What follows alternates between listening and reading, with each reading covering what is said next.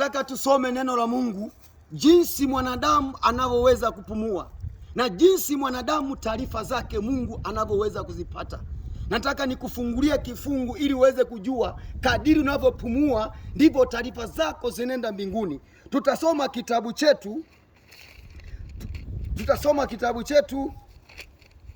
Nafungua kitabu ili ujue kabisa kwa jinsi mwanadamu anavyopumua, ujue namna gani anavyopumua.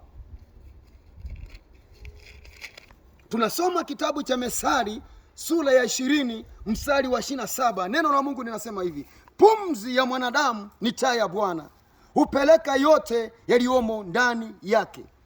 Kwa nataka niseme kwamba hivi, kadiri unavyoishi na kadiri unavyopumua ndivyo taarifa zako zinavyoenda mbinguni. Kwa unapoishi maisha matakatifu, unapotenda mema, unapopenda majirani, ndivyo taarifa zako zinaenda mbinguni.